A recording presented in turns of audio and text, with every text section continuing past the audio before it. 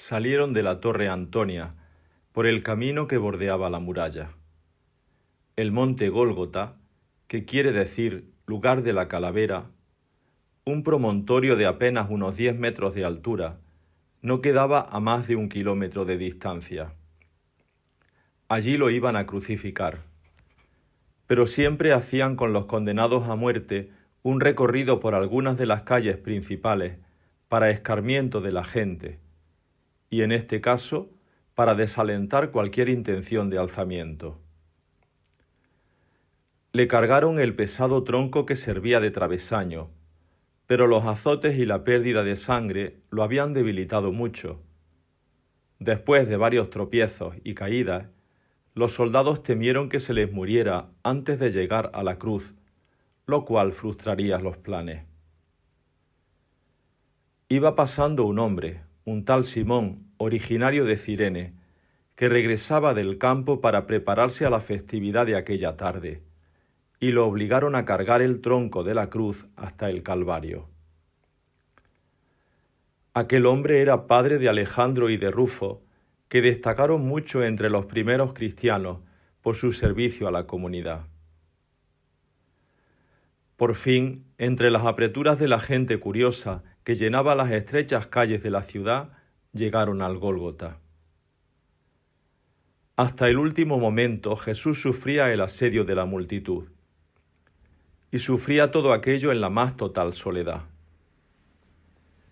En ti confiaban nuestros padres, confiaban y los ponías a salvo. A ti gritaban y quedaban libres, confiaban y los ponías a salvo. Pero yo soy un gusano, no un hombre, vergüenza de la gente, desprecio del pueblo, repetía Jesús diciendo al Padre su desconcierto. Solo mucho después fuimos comprendiendo que aquello tenía un sentido, a la luz de lo que vivieron otros hombres de fe, los profetas y los salmistas. Pero de pronto aquello resultaba simplemente incomprensible, escandaloso. Incluso los mismos textos que después nos iluminaron, entonces parecían condenarlo. Le dieron un vino amargo, mezclado con mirra, pero él no lo tomó. Espero compasión y no la hay, consoladores y no los encuentro. En mi comida echaron veneno amargo. Para mi sed me dieron vinagre, rezaba el Salmo 69. Y lo crucificaron, y se repartieron sus vestidos, echando a suerte a ver qué se llevaba cada uno. Ellos me miran triunfantes, se reparten mi ropa, se sortean mi túnica, se había escrito en el Salmo 22.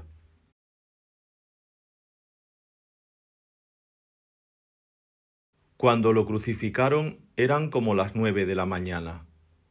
Arriba de la cruz habían puesto un letrero en el que se decía la causa de su condena: el Rey de los judíos.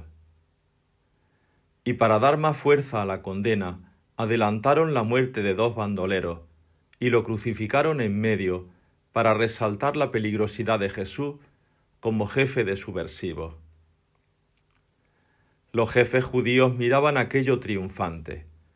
Habían logrado todo lo que pretendieron: condenar a Jesús como un enemigo de Roma y desautorizar toda su causa al llevarlo al morir como un maldito de Dios, tal y como decía la ley: maldito el que muere colgado de un leño.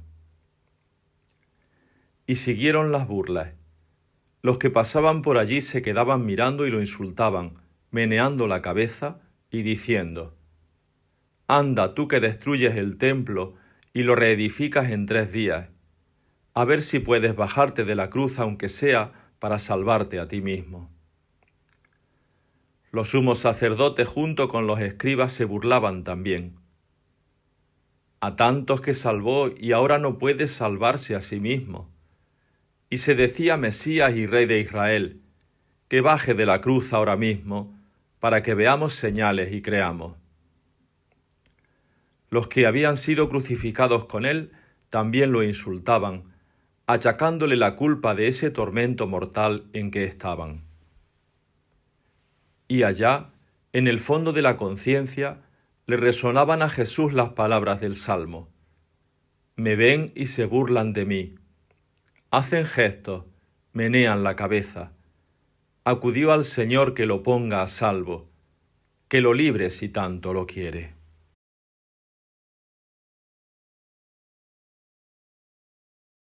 Llegó el mediodía, y con él cayó la oscuridad por toda la tierra hasta las 3 de la tarde.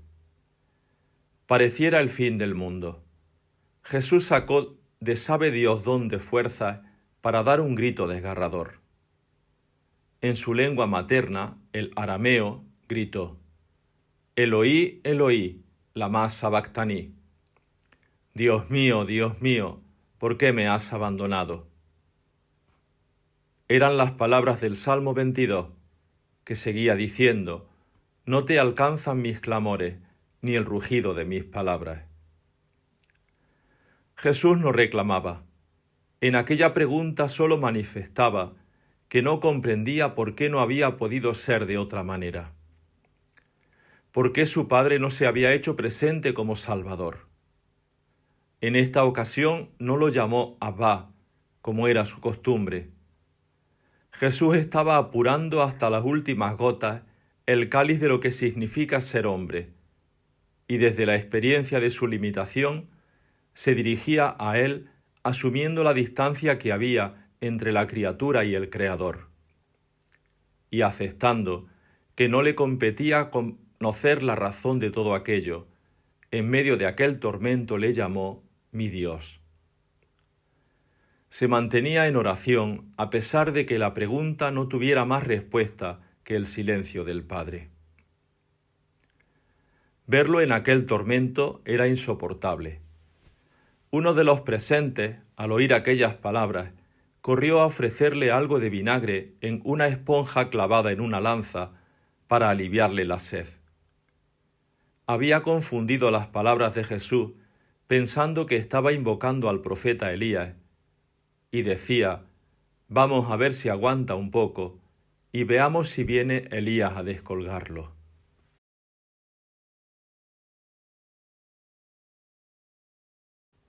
Pero Jesús había llegado al límite extremo de donde no hay ya retorno, y lanzando un fuerte grito sin palabras, murió. Aquel grito quedó resonando en el corazón de todos los que lo siguieron, y justo en ese preciso momento, en el que parecían haber triunfado los jefes judíos, desgarrando la vida de Jesús, destrozando las esperanzas de sus seguidores, arrancando de raíz toda posibilidad de proseguir su causa. Con el templo sucedió algo parecido. El enorme velo de pelo de camello que aislaba a Dios en el interior del santuario, el santo de los santos lo llamábamos, se rasgó de arriba abajo. Dios abandonaba el santuario. No podía seguir en el centro de aquel sistema que excluía a sus hijos y mataba a su hijo. Allí ya no había vida. Así la muerte de Jesús fue su triunfo, porque quedaba al descubierto la maldad de los piadosos que dan más importancia a las leyes que al hombre, y que para defender supuestamente los derechos de Dios, violan los derechos del hombre. No era la cercanía de Dios lo que amenazaba al hombre, era, al contrario, la cercanía al hombre lo que amenazaba la vida del Hijo de Dios. Pero además, muriendo Jesús fuera de la ciudad, había consagrado los márgenes como el lugar de Dios, y el centro había quedado desenmascarado como el lugar donde Dios mismo, en su Hijo, era amenazado de muerte. Nunca más tendría ya sentido hablar de distancia entre lo sagrado y lo profano. Se acababa la barrera que la ley de la pureza ponía entre Dios y los hombres. Nunca más volvería a estar Dios allí, encerrado y separado de su pueblo.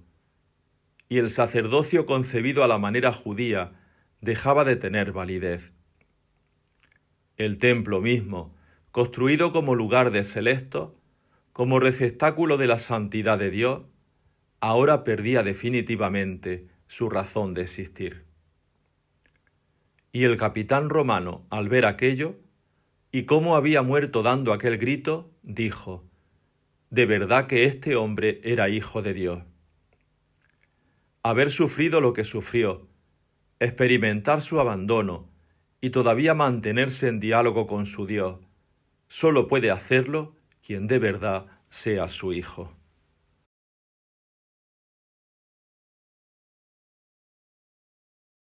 Así murió Jesús, en el abandono más desgarrador, en ausencia de sus discípulos, en el silencio del Padre. Solo estaban allí, mirando desde lejos, porque los soldados romanos no permitían la cercanía de nadie junto a los ajusticiados, unas mujeres que lo habían acompañado en Galilea, ayudándole con sus bienes y su trabajo, y que habían subido con él hasta Jerusalén. Entre ellas estaba María de Magdala, otra María, madre de Santiago el Menor y de José, y Salomé. Los discípulos todos, los varones, habían desaparecido. Estaban escondidos por miedo, por frustración. Se sentían señalados por todos los dedos, y sobre todo les dolía el haberse dejado llevar tras una ilusión. El silencio de Dios, que desautorizaba todo lo que Jesús había dicho y hecho, los escandalizaba. Todas las esperanzas que se habían forjado habían sido puro engaño. Había parecido muy bello, pero no era cierto nada. Ni que Dios es Abba, ni que su reino estaba a la puerta, ni que los pobres son felices, ni que el centro judío era estéril, condenado a la destrucción, ni siquiera aquello de que sólo si muere da vida el grano de trigo. La dura verdad seguía siendo que los privilegiados son los de siempre, que la riqueza es señal de bendición, que el pueblo pobre y pecador está excluido del reino y de las promesas de Dios, que apartarse de la ley de pureza y de todas las prescripciones es motivo de maldición y de muerte. Nosotros esperábamos, pero ¿cómo pudimos engañarnos?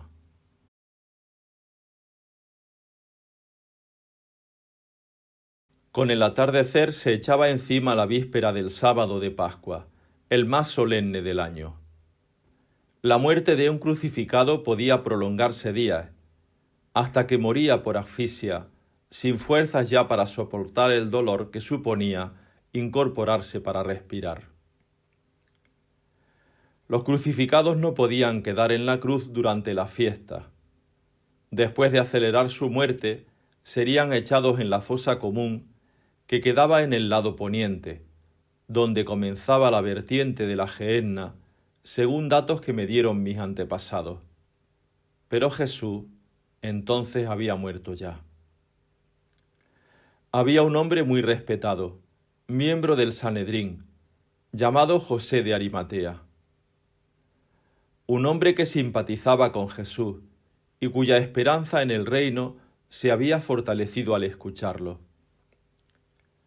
Aunque no era de sus discípulos, fue el único que se atrevió a ponerse en público de parte de Jesús y, armándose de valor, fue donde Pilato a pedirle el cuerpo de Jesús para enterrarlo. Eran apenas alrededor de las 4 de la tarde, y a Pilato le extrañó que hubiera muerto tan pronto.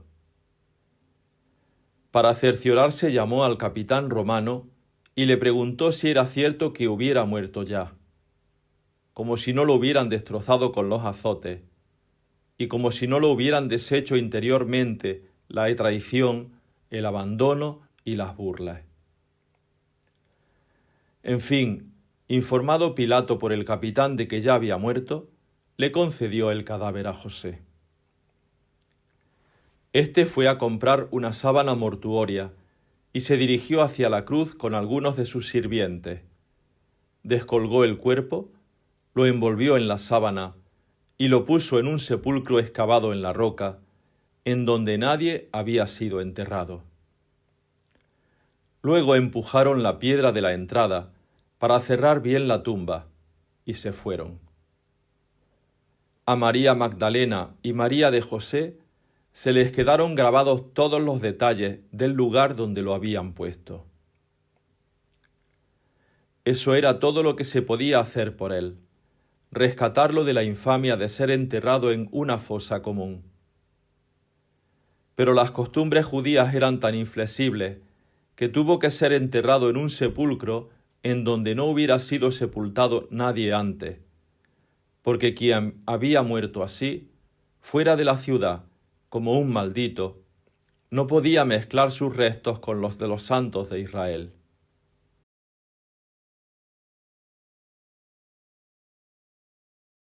Llegó la noche con que comenzaba el sábado de Pascua. ¿Qué podían celebrar? Muerto Jesús, se habían muerto las ilusiones por la liberación. Otro más en la ya larga serie de pretendientes a Mesías.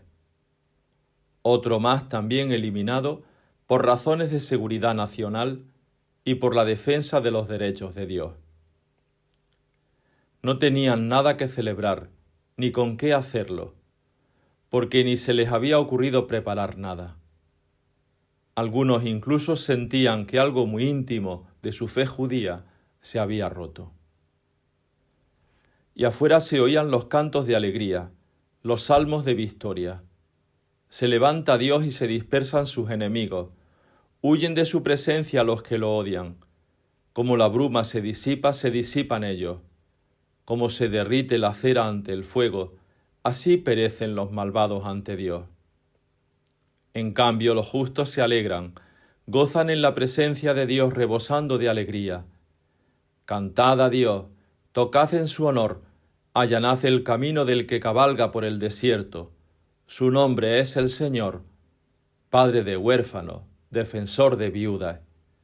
Dios prepara casa a los desvalidos, saca con bien a los cautivos. Solo los rebeldes se quedan en la tierra abrasada. Todas estas palabras de los salmos le sonaban como vacío, o al menos no eran para ellos ni para Jesús.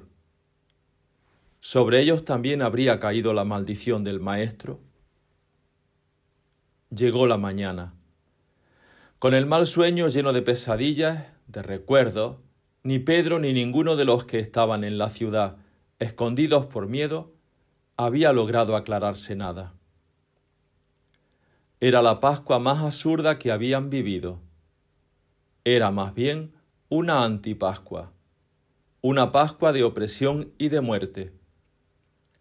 En Egipto el Señor había pasado por las casas de los israelitas, marcadas con la sangre del Cordero, rescatando sus vidas.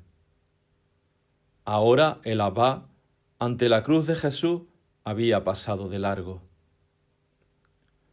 Se puso el sol y comenzó el primer día de la semana. La decisión estaba tomada. Había que desandar el camino y volver nuevamente a la fe de los padres, que creyeron superada por Jesús. Tenían que dejar Jerusalén, muerte de todo lo que habían esperado. Terminado el descanso, había que emprender el viaje de regreso a Galilea. Y cuanto más pronto mejor, para dejar enterrada en Jerusalén la pesadilla y para rehacer pronto la vida.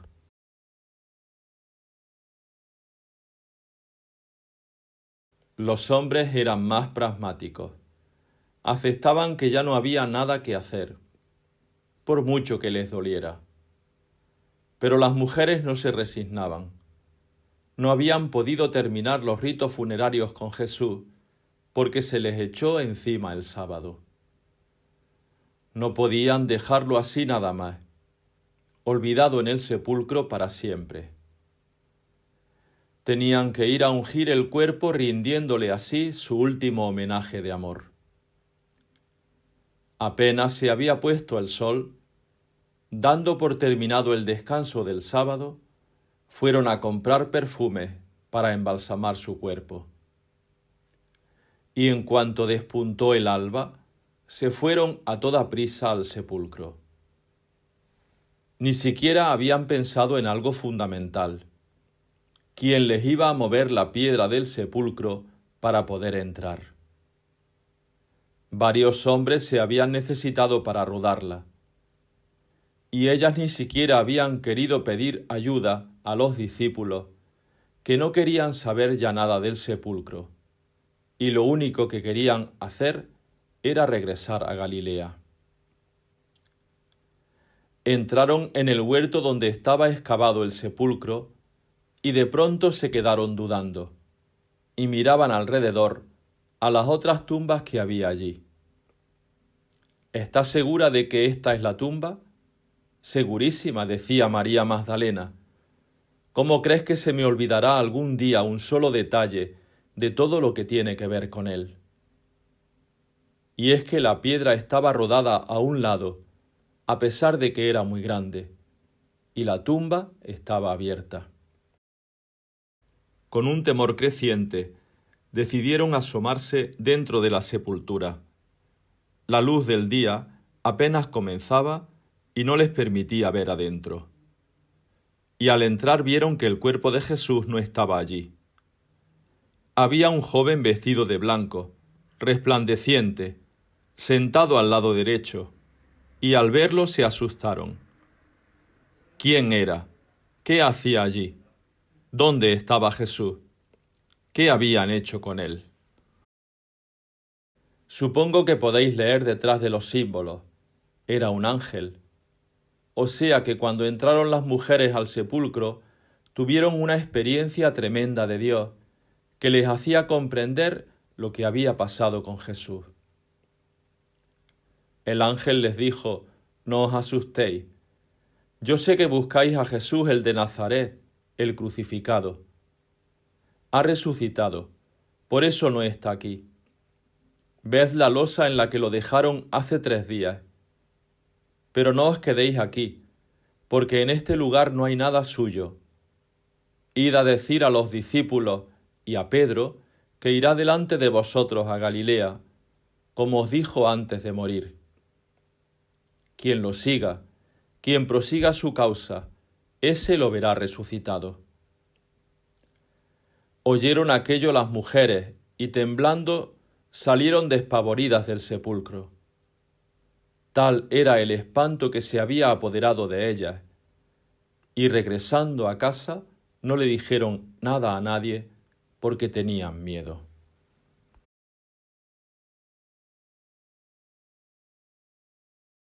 A muchos ha parecido extraña la manera como he querido terminar mi relato.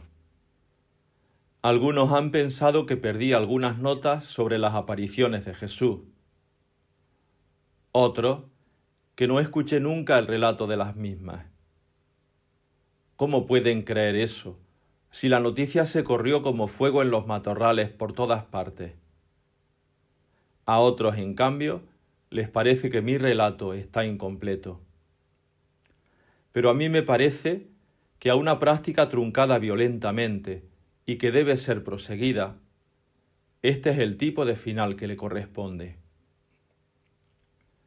Claro que no bastaron ni las apariciones ni el relato de la tumba vacía para que creyeran que Jesús había resucitado. Varios de los discípulos tardaron mucho tiempo en dejarse convencer de que la fuerza de Dios había rescatado a Jesús de la muerte. Y tuvo que pasar mucho tiempo para que los mismos discípulos lo aceptaran. La verdad es que ya no esperaban nada, después de ver cómo Dios aparentemente lo había desautorizado. Si alguien no habría podido inventar la resurrección, eran ellos, los desengañados, los frustrados, los escépticos discípulos, cuyas ambiciones se habían derrumbado con aquella muerte ignominiosa para Jesús y también para ellos. Por eso quise terminar aquí mi relato. Primero, porque hay muchos cristianos que creen que en la exaltación de los cantos, de la oración, de las emociones, de los ritos, del éxtasis, se tiene la garantía de la fe en Jesús como resucitado, y que por eso hay que desentenderse de la situación del mundo y de las responsabilidades de la historia. Y segundo, porque creo que lo que sucedió a los discípulos os puede suceder también a vosotros. que creáis que Dios actúa en la historia a base de golpes de fuerza. Solo puede experimentarlo como resucitado quien regrese a Galilea a seguirlo, caminando tras él, prosiguiendo su causa. El seguimiento es la única expresión válida de la fe en Cristo Jesús. Y para eso escribí mi Evangelio, para que sepáis dónde queda Galilea y qué hizo Jesús allí, y así podáis seguirlo. Galilea, para vosotros, es hoy vuestra propia historia humana, y es Jaén. Es en vuestra ciudad y en vuestra historia actual donde Jesús sigue caminando. Allí prosigue su causa, la causa del reino del Padre, la causa de la vida de los pobres. Sigue compartiendo con ellos la mesa y el pan, sigue dando vista a los ciegos, haciendo hablar a los sin voz, poniendo en pie al pueblo para que camine. Sigue conviviendo con los pecadores, devolviendo al pueblo la esperanza que los grandes le habían secuestrado. Sigue desenmascarando los intereses que se ocultan detrás de las apariencias de piedad. Sigue enfrentándose con el poder. Sigue dando su gran mensaje de libertad, que el hombre está por encima de la ley, que un culto olvidado del hombre es una perversión de la fe, que todo templo que se convierte en cueva de ladrones será destruido. Sigue allí manteniendo en alto la antorcha del amor y la causa de la vida. Sabed leer en esto mi mensaje. Solo el seguimiento de Jesús en el proseguimiento de su causa puede dar razón adecuada de lo que luego pasó. Y es a vosotros, los lectores, a quienes os toca concluirlo. Solo quien lo siga experimentará la fuerza de su resurrección y sabrá que el Padre confirmó su causa y su persona y lo convirtió en norma para todo aquel que quiera llegar al reino. Sabrá que no se nos ha dado otro nombre sobre la tierra por quien nos pueda llegar la liberación total, más que el nombre de Jesús. Por eso, y para que no os prestéis a engaño, no os narré ningún relato de apariciones. El que regrese a Galilea lo verá, y será tal su experiencia, que todo lo que yo pudiera contarle sería apenas un pálido bosquejo de lo que él mismo podrá ver. Y a quien no regrese a Galilea, de nada le serviría ningún relato de las apariciones, ni siquiera un retrato del resucitado. Así que no os preguntéis qué sucedió después. A vosotros os toca escribir las páginas siguientes, reiniciando el camino a Galilea para seguirlo. Pues ya sabéis el camino, allí lo veréis. Os quiero como hermanos. Marcos León.